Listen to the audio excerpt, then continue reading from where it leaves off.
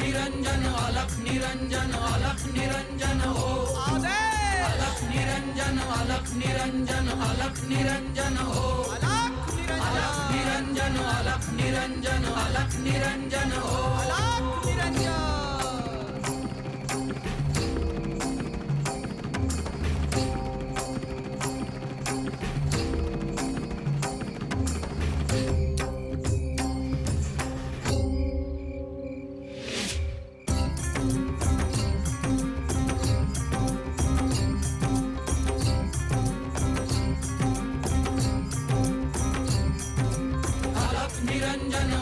निरंजन अलख निरंजन हो अलख निरंजन अलख निरंजन अलख निरंजन हो अलख निरंजन अलख निरंजन अलख निरंजन हो अलख निरंजन अलख निरंजन अलख निरंजन हो अलख निरंजन।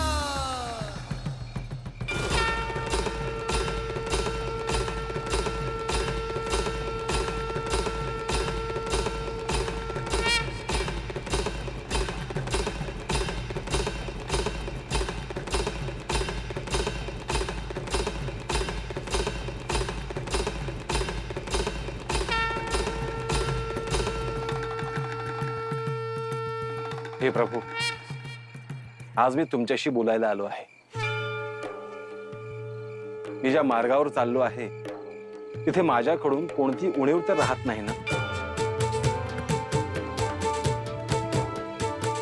मच्छिंद्र, या अरण्यात मी तुझी प्रतीक्षाच करत होतो। चल, आपण बोलूया।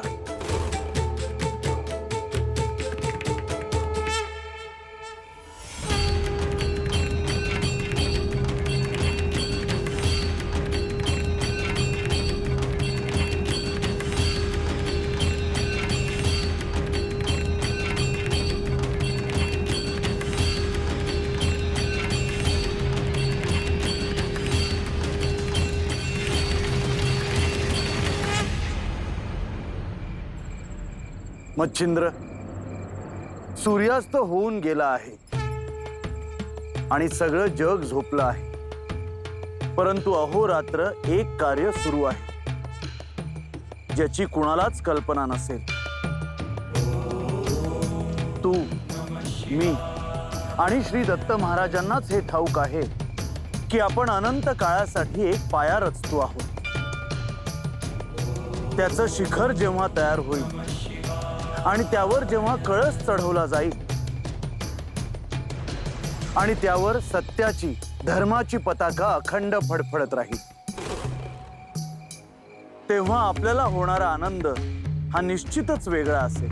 होय प्रभू, हे अत्यंत अवघड कार्य आहे, परंतु तुमची आणि श्री दत्त महाराजांची कृपा आहे म्हणून हे सगळं शक्य होत आहे। या सृष्टीत असणाऱ्या अनेक शक्ती त्या कार्यात हळूहळू सहभागी होत आहेत।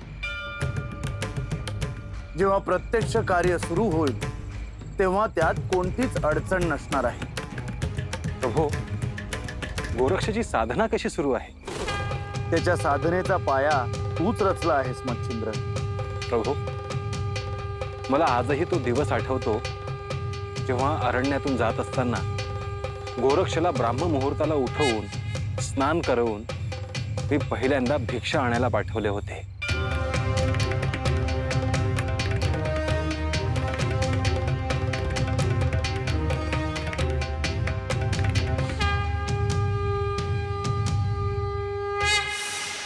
सावित्री, अगं कोण आलंय बघ बाहेर, आणि येताना भिक्षा घेऊन ये। अगं बाया, एवढंच लहान पोर आणि ते बी भिक्षा मागायला? आई बाप नाही वाटतं याला? काय रे पोरा, एकलाच फिरतो आहेस होय? नाही, माझ्या सोबत माझे गुरु आहेत। एवढ्याशा पोराला भिक्षा मागायला लावतात आणि जीव बी देईना। तुम्ही मला भिक्षा देत आहात, पण तुम्ही माझ्या गुरूंना काहीही बोललेलं मला आवडणार नाही। बरं बाबा, तुला नाही आवडत ना, मग नाही बोलणार। हे घे।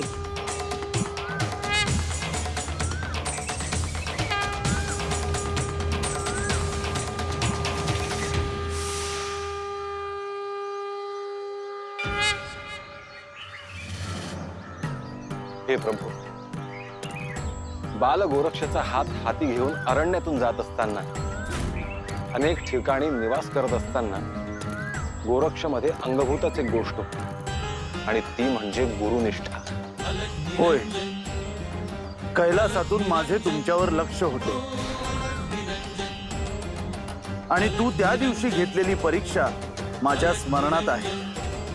इतक्या कोवळ्या लहान मुलाची परीक्षा घेणं माझ्यासाठीही सोपं नव्हतं. परंतु गोरक्ष हा काही सामान्य बालक नाही हे मला माहीत होते. तेव्हा त्याची परीक्षाही तितकीच कठोर असायला हवी असा माझा विचार होता.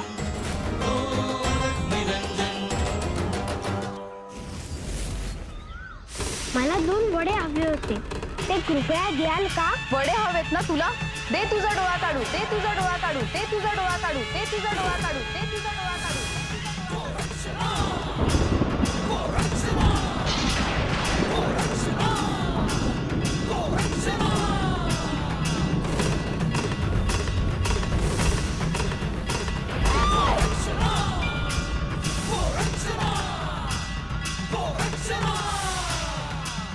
बाल गोरक्षला कल्पनाही नव्हती की आपण दिलेला डोळा पुन्हा परत संजीवनी मंत्राने मिळेल. किती निष्ठा, किती त्याग, कोणताही संदेह नाही. त्यामुळे पुढच्या प्रवासात त्याला वेगवेगळ्या दीक्षा देणं मला सोपं गेलं. शिष्य म्हणून त्याने समर्पण केले होते आणि नाथ परंपरेप्रमाणे दीक्षा देण्याची तीच योग्य वेळ होती. पार्वती आणि मी अंतर्दृष्टीने तो दीक्षा सोहळा पाहत होते.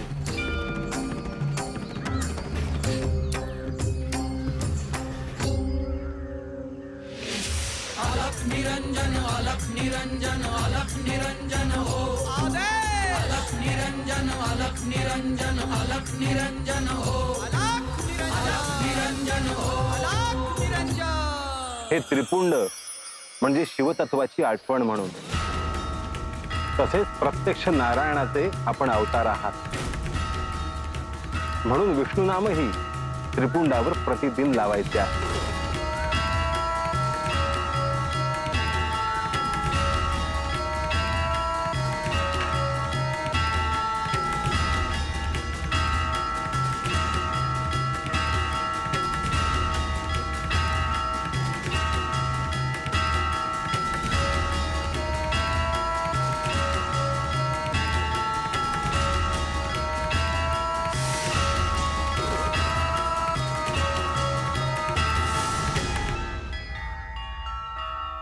हे काशी विश्वेश्वर, तिथल्या वास्तव्यात गोरक्षची आणि त्या गावातल्या शिवभक्त महिलेची जेव्हा भेट झाली तेव्हाच मला जाणवले होते की त्या भूमीत निश्चितच काहीतरी घडणार आहे. गोरक्ष हे माझेच प्रतिरूप आहे. ह्याचा प्रत्यय अनेक वेळेला आलेला आहे, परंतु ते सामान्य माणसाला समजलेले नाही. संजीवनी मंत्राची दीक्षा तुम्हीच मला दिली आणि माझ्याकडून तो मंत्र गोरक्षला दिला गेला. परंतु त्यामागे गहिनीच्या जन्माचे प्रयोजन होते याची कल्पनाही कोणी केली नव्हती. प्रत्येक नाथांचं प्रकट होणं हे पंचमहाभूतांशी निगडित आहे. तुझा जन्म पाण्याजवळ झाला, गोरक्षचा जन्म गौरक्षेतून झाला आणि गहिनीचा जन्म पाणी आणि मातीतून झाला. सृष्टीच्या कणाकणात दिव्यत्व दडलेलं आहे. हेच ह्यातून भक्तांना समजले पाहिजे.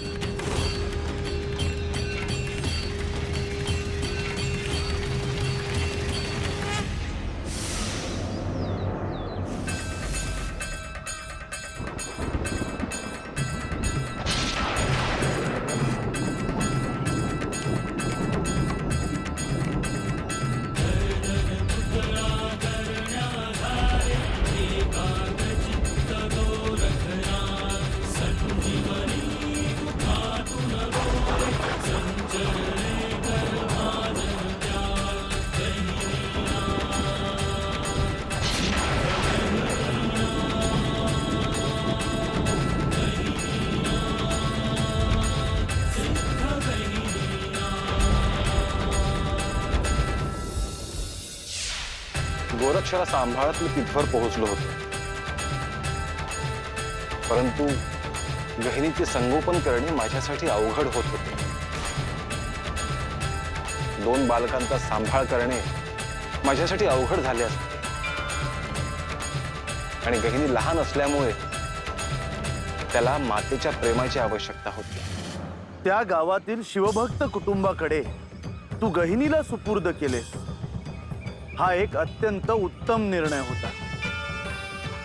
माझ्यासमोर दुसरा पर्यायच नव्हता प्रभू.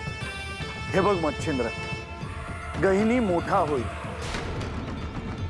आणि ठरल्याप्रमाणे 12 वर्षांनी त्याची आणि तुझी भेट होईल आणि गहिनीचे संगोपन उत्तम होईल यात मला शंका नाही. होय प्रभू, परंतु गहिनीला सुपूर्द करणे मला अत्यंत अवघड गेले.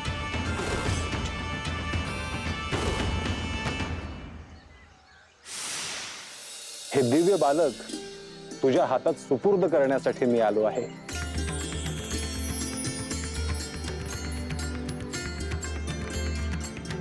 मला अत्यंत प्रिय असलेला गहिनी मी तुला सुपूर्द करतो आहे.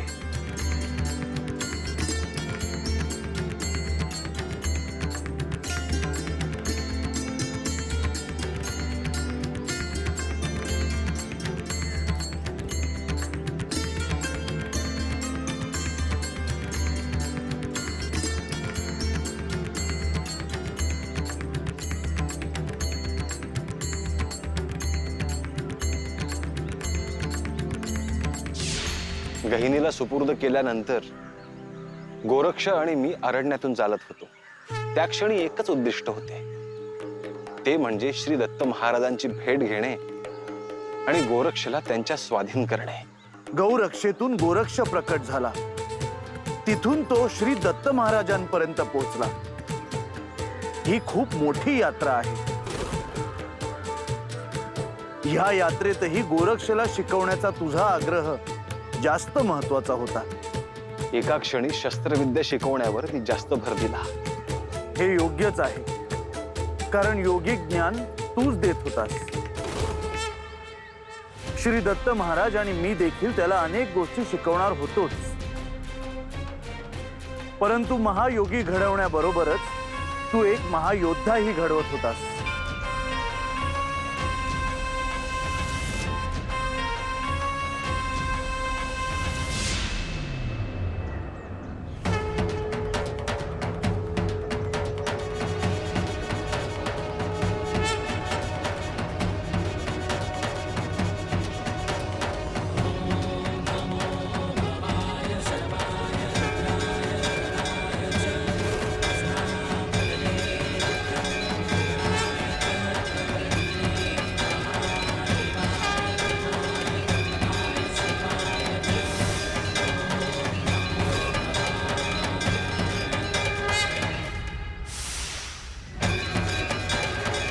मच्छिंद्र, बद्रिकाश्रमात तुझी आणि दत्त महाराजांची भेट जितकी उत्कट होती, तशीच गोरक्ष आणि दत्त महाराजांची भेटही अत्यंत सुंदर होती. माझ्यासाठी एक मोठी यात्रा पार पडली होती आणि त्याच सोबत तुम्ही दिलेले दायित्वही पार पडल्याचे समाधान होते. गोरक्षची एक यात्रा पूर्ण झाली होती आणि दुसरी मोठी यात्रा सुरू होणार होती. हे प्रभू, त्या क्षणी मला असे वाटले होते की अजून हा किती मोठा प्रवास आहे. आता तर केवळ एका नाथांना मी श्री दत्तात्रयांपर्यंत आणून सोडलं आहे. अजून गहिनी नाथ आहेत आणि पुढे येणारे नाथही आहेत. मी समजू शकतो, तू सगळ्यात पहिला नाथ आहेस आणि त्यामुळे तुझे दायित्व अत्यंत मोठं आहे. हे सोपं कार्य नव्हे. सद्गुरूंचे दर्शन घेतल्यावर माझा सगळा क्षीण गेला.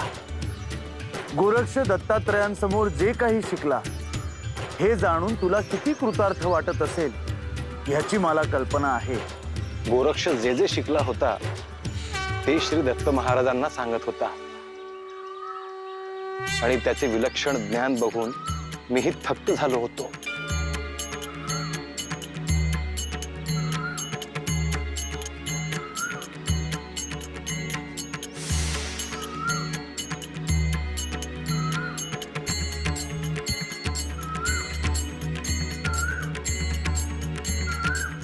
हे अग्निअस्त्र.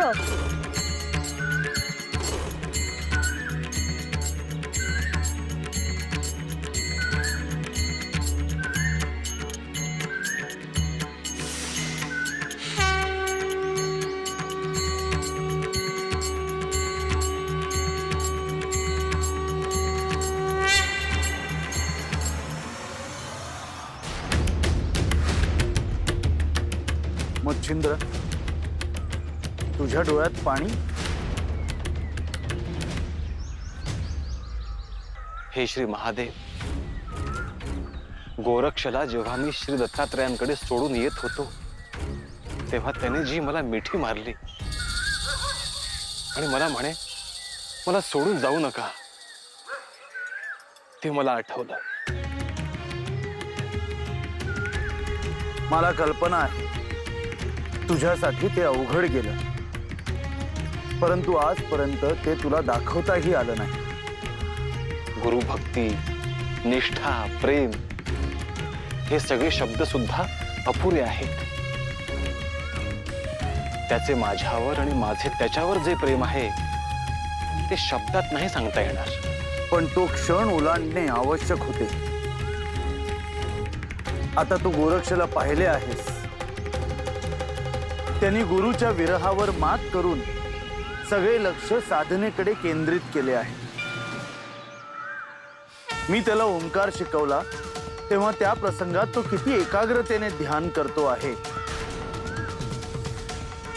आणि त्याचं लक्ष ध्यानावर किती आहे हे लक्षात आलं. शाबरी विद्येचा जन्म व्हावा आणि विस्तार व्हावा ही माझी इच्छा होती. मच्छिंद्र ती पूर्ण करतो आहे. हे सगळं तो करू शकला कारण त्यांनी सुरुवातीला आदि स्वर, आदि अक्षर अर्थात आदि नाद समजून घेतला. हा आदिस्वर काय आहे?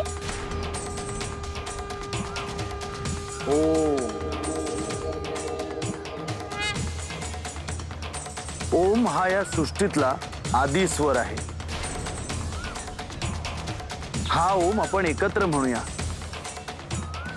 आधी तुला मी म्हणून दाखवतो आणि मग त्यानंतर तू तो अखंड सुरू ठेव.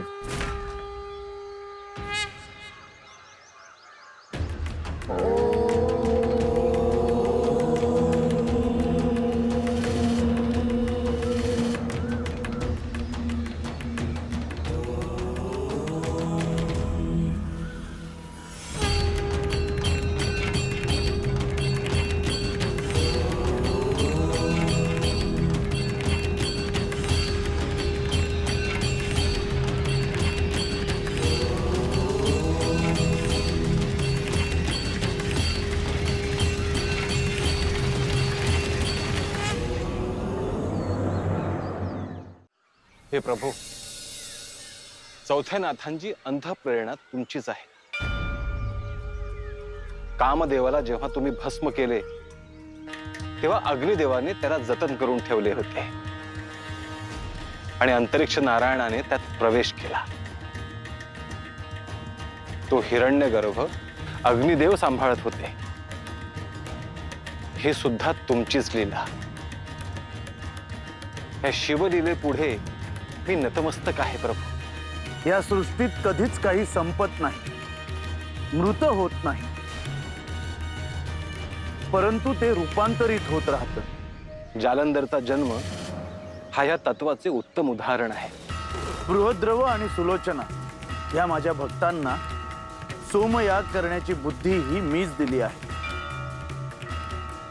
आणि त्या सोमयागातून काय घडले हे तुला ठाऊकच आहे. प्रभू, त्याआधी त्या मातेला संकेत देण्याचे काम तुम्ही मला दिले आणि त्या मातेला दृष्टांत देऊन माझे कार्य मी केले.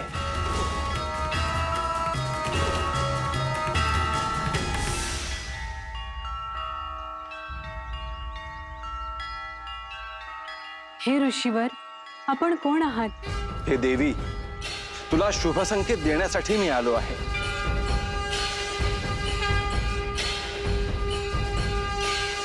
हे ऋषीवर, या सोमयागातून जो पुत्र प्रकट झाला त्याविषयीच आपण बोलत आहात ना?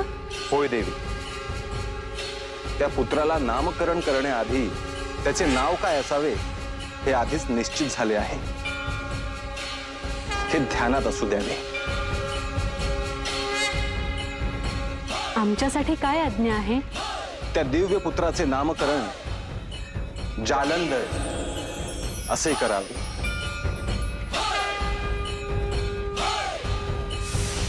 गोरक्ष जन्माला आला तेव्हा मी तिथे होतो. गहिनी जेव्हा प्रकटला तेव्हाही मी तिथे होतो. परंतु जालंधर प्रकट झाला तेव्हा मात्र मी तिथे नव्हतो. अंतरिक्ष नारायणाने धारण केलेले रूप मी अंतर्दृष्टीने पाहिले आणि शिवलीलेच्या त्या अद्भुत दृश्याला पाहून मी नतमस्तक झालो. ज्यात अग्नीचं तेज आहे अशा नाथ परंपरेतल्या जालंधरचं कार्य अग्नीसारखं प्रखर असेल.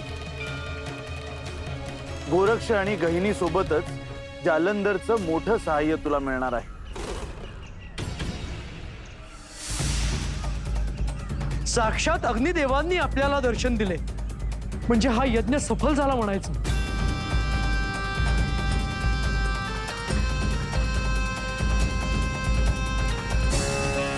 पण त्यांनी सांगितल्याप्रमाणे आपल्याला थोडी प्रतीक्षा करावी लागेल.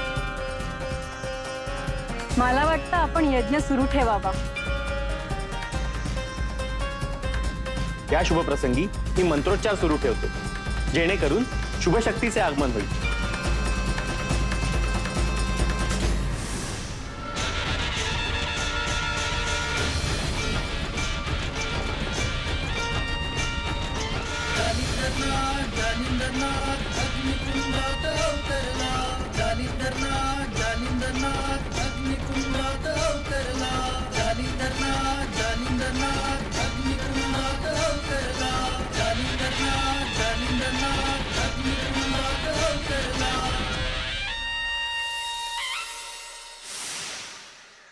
मच्छिंद्र, नाथ परंपरेत वैराग्य भाव केंद्रस्थानी आहे. हीच त्याची मुख्य ओळख आहे. होय प्रभू, या संसारात मोहात पाडणाऱ्या अनंत गोष्टी आहेत. त्यातल्या कशातही न अडकता ध्यानाचा परमोच्च क्षण गाठून मनुष्याच्या आणि जीवसृष्टीच्या कल्याणासाठी कार्य करायचे म्हणजे संपूर्ण वैराग्य हवेच. मच्छिंद्र, मी आणि श्री दत्त महाराज जेव्हा पहिल्यांदा या नाथ परंपरेबद्दल बोलत होतो तेव्हा ते एखाद्या स्वप्नासारखंच होतं. परंतु आज नाथ परंपरेचे स्वप्न सत्यात उतरले आहे. अत्यंत कठोर तप, धर्माचा आणि सत्याचा आग्रह आणि वैराग्य भाव यातूनच सगळे कार्य पार पडते आहे. आणि म्हणूनच जालंधर त्याला अपवाद कसा असेल? त्यातही तो वैराग्य भाव असणारच. म्हणूनच त्यांनी सर्व सुख पायाशी लोळून घेत असतानाच अरण्याचा मार्ग घेतला.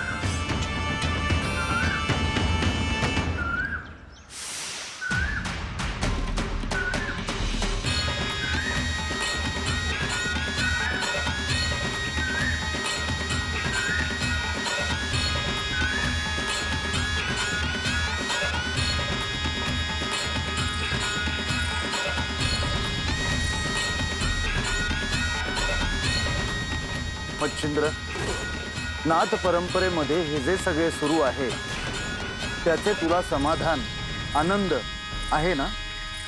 होय, निश्चितच प्रभू. परंतु आपण असे का विचारत आहात? प्रत्येक क्षणी तुझ्या समोर एक नवीन आव्हान आहे.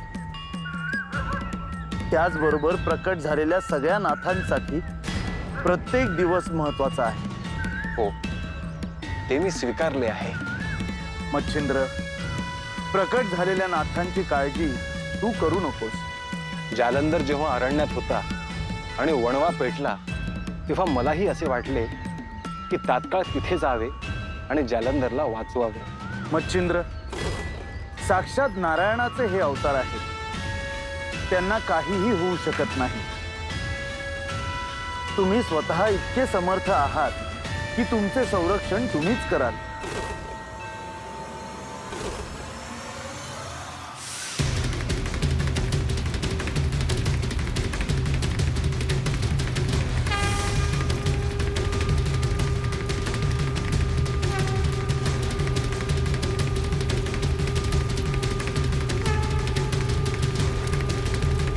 हा तर जालंधर.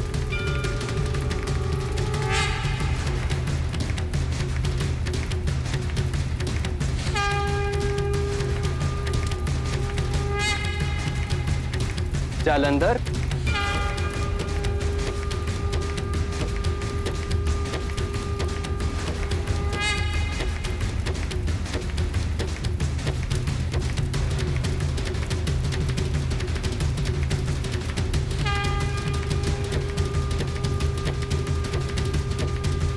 आपण कोण? मी अग्निदेव.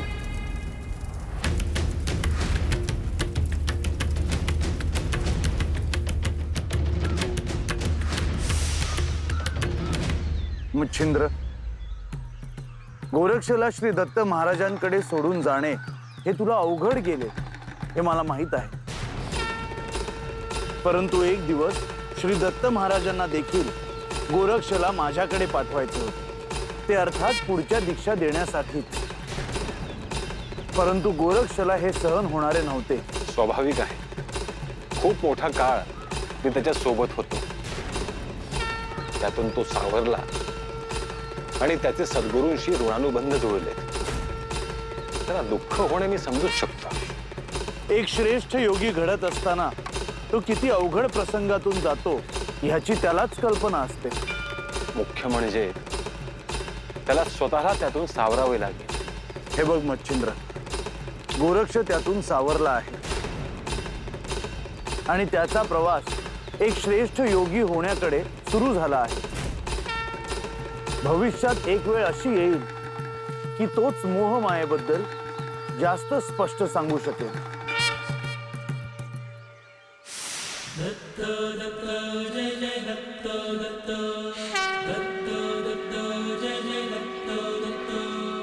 गोरक्ष, माझे हे रूप पाहिलेस. यानंतर तुला मी वेगळ्या रूपात दर्शन देईन, हे ध्यानात असू दे. भविष्यात तुझ्याकडून खूप मोठे कार्य अपेक्षित आहे. त्यासाठी तुला हा वियोग सहन करावा लागेल. आता तू प्रस्थान कर.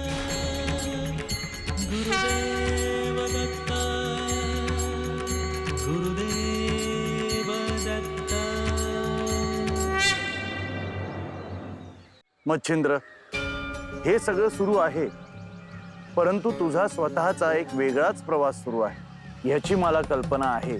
आपली कृपादृष्टी आहे म्हणून हे साध्य होत आहे.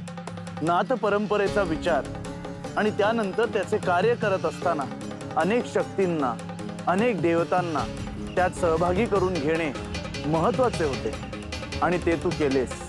मलाही याची जाणीव आहे की हे कुणा एकाचे कार्य नाही. शुभ शक्तींचा एक मोठा समूह एकत्र यायला हवा, तरच सज्जनांचे रक्षण आणि दुर्जनांचे निर्दालन होते.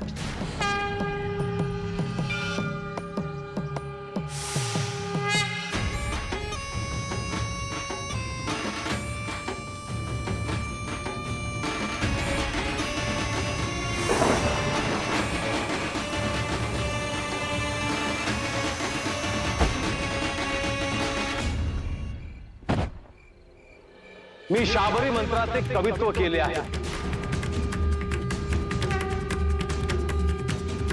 ते मंत्र मनुष्याच्या कल्याणासाठी आहे. त्यानंतर कोणत्याही भक्ताने श्रद्धेने शाबरी मंत्र म्हटल्यास त्या मंत्राचे जे कार्य आहे ते कार्य पूर्ण होण्यास तुम्ही सहाय्य कराल.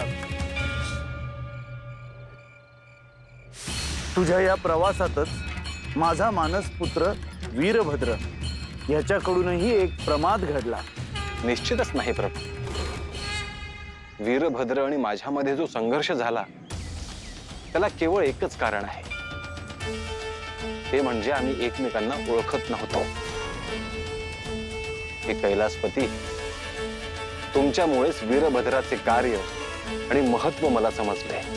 तुमचा हा संघर्ष होणे हे अटळ होते, परंतु तू आपल्या युद्ध कौशल्याने वीरभद्रासारख्या अजेय योद्ध्यास थक्क केलेस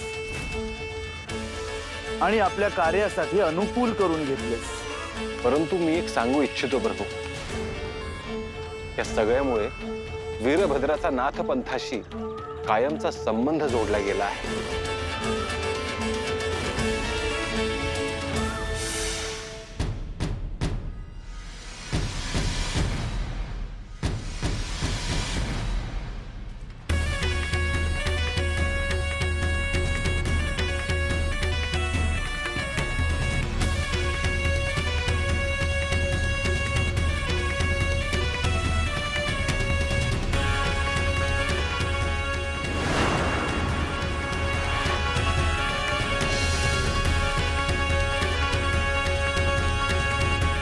वीरभद्र, मच्छिंद्र, तुमच्या दोघांमध्ये जो संघर्ष सुरू आहे तो थांबवण्यासाठी मी इथे आलो आहे. मच्छिंद्र, श्री दत्त महाराजांचे स्वरूप समजून घ्यायला तुला फार कष्ट पडले. तुझी कठोर परीक्षा पाहिली, परंतु श्री दत्त महाराजांचे गोरक्षवर जे प्रेम आहे त्यातून त्यांनी गायत्री देवींचे दर्शन घडवले. गायत्री देवी म्हणजेच साक्षात श्री दत्त महाराजांचे स्वरूप आहे. हे आदिनाथ, श्री दत्त महाराजांचे गोरक्षावर असलेले प्रेम बघून मला आनंद झाला आणि मी जे अनुभवले त्या समस्त गोष्टींचा गोरक्षही अनुभव घेत आहे याचे मला समाधान आहे. श्री दत्त महाराजांचे 3 प्रहरातील स्वरूप गोरक्षला पाहायला मिळाले.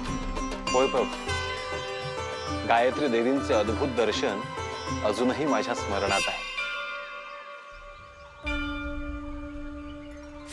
गोरक्ष, मी तुला माझ्या 3 रूपांचे दर्शन घडवते, म्हणजे तुला कळेल.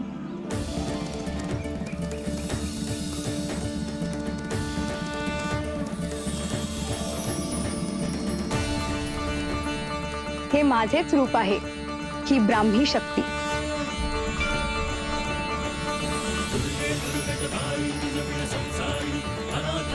ही वैष्णवी देवी, हे माझे दुपारचे रूप. ही शांभवी शक्ती, जी वृषभावर आहे.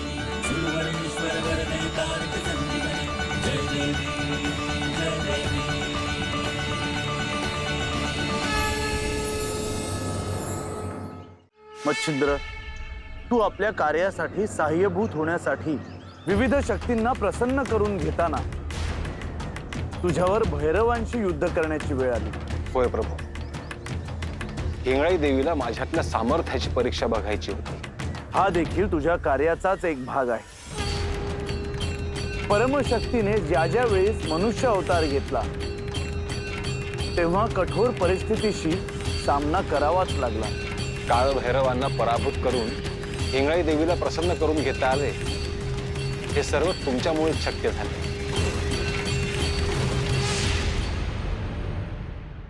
ऋषीच्या वेशात तुम्ही तिघे भैरवच आहात हे मी ओळखले आहे. मी तुम्हाला शस्त्र उचलू नका असे सांगितले होते, परंतु तुम्ही माझे ऐकले नाही. आता मी तुमच्या दिशेने वातास्त्र फेकतो आहे, त्यापासून तुमची निश्चितच सुटका नाही.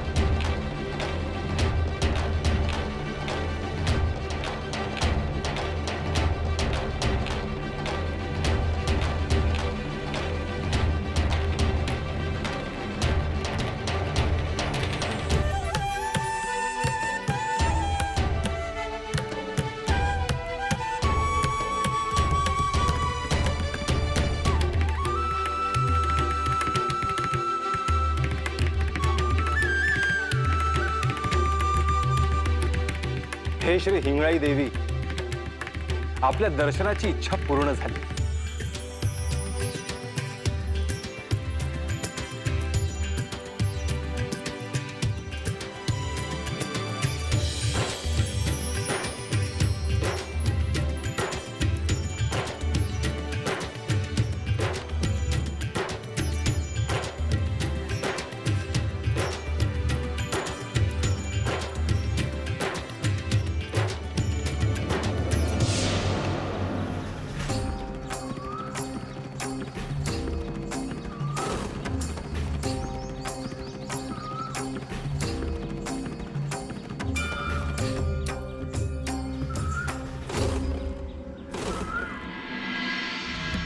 हे कैलासपती, श्री दत्त महाराजांच्या सानिध्यात गोरक्षाची साधना सुरू होती. परंतु पुढच्या प्रवासासाठी श्री दत्त महाराजांच्या आणि तुमच्या नियोजनानुसार गोरक्ष तुमच्याकडे यायला निघाला. होय मच्छिंद्र, गोरक्षाने बालवयात जे ज्ञान ग्रहण केले ते अद्भुतच आहे. परंतु केवळ ज्ञानच नाही, तर त्याचबरोबर ध्यानाची आणि कठोर तपश्चर्येची जोड असणंही आवश्यक आहे. प्रभू, माझ्या प्रिय गोरक्षला तुमच्या सानिध्यात साधना करता येते हे पाहून मला समाधान वाटले. मच्छिंद्र, गोरक्षमध्ये मला महान योगी होण्याची योग्यता दिसते. भविष्यात त्याच्याकडून विपुल ग्रंथ संपदा निर्माण होईल हे निश्चित. गोरक्ष म्हणजे आपलेच प्रतिरूप आहे प्रभू. त्याला योग्य वयात आपले मार्गदर्शन लाभले, हीच त्याच्या पुढील अद्भुत प्रवासाची खूण आहे. अलख निरंजन अलख निरंजन अलख निरंजन हो. अलख निरंजन अलख निरंजन अलख निरंजन गोरक्ष, कैलासात तुझे स्वागत आहे. निरंजन हो. अलख निरंजन अलख निरंजन अलख निरंजन हो. तुला खूप श्रम झाले आहेत ह्याची मला कल्पना आहे. परंतु यात्रा हा साधनेचाच एक भाग आहे गोरक्ष. मच्छिंद्र, नाथ परंपरेतील चौथ्या नाथांचा म्हणजे जालंधर यांचा जन्म झाला आहे. आता हळूहळू एक एक नाथ प्रकट होतील. परंतु जालंधरला स्वतःच्या जन्माच्या प्रयोजनाची कल्पना नाही. होय प्रभू, जालंधरला योग्य मार्गदर्शनाची आवश्यकता आहे. मच्छिंद्र, जालंधर मध्ये वैराग्य भाव तर जन्मताच आहे. साक्षात अंतरिक्ष नारायण अवतरित झाले आहे. तरीही जालंधरला योग्य मार्गदर्शन मिळण्यासाठी एक उत्तम गुरु असण्याची आवश्यकता आहे. जालंधरचा गुरुसाठीचा प्रवास सुरू झाला आहे प्रभू.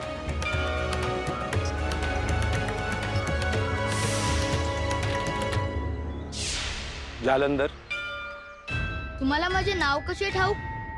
तुझे नावच काय, तर तुझा जन्म कसा झाला हेही मला ठाऊक आहे. हे कसे काय? बृहद्रव राजाने जो सोमयाग केला त्यात तुझा जन्म झाला. होय, हे खरे आहे.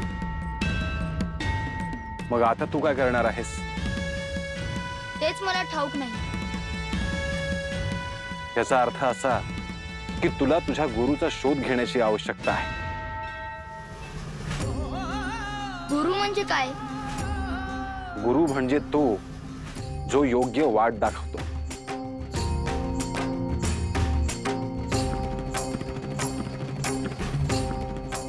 तुला पाहिल्यावर मला गोरक्षाची आठवण येते.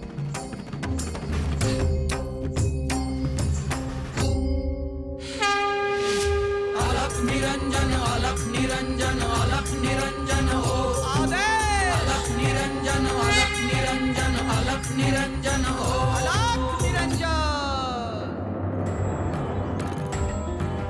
अलख निरंजन. हे बघ मच्छिंद्र, भविष्यात अशी वेळ येईल जेव्हा तू संकटात सापडशील. लोक तुला दूषण देतील, परंतु तरीही तू तुझ्या निर्णयापासून ढळू नकोस. होय प्रभू. शुभम भवतु.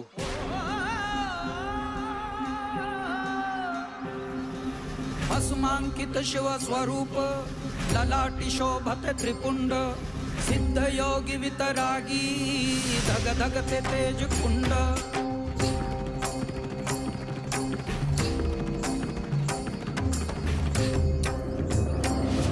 अलख निरंजन अलख निरंजन अलख निरंजन हो अलख निरंजन अलख निरंजन अलख निरंजन हो अलख निरंजन अलख निरंजन अलख निरंजन हो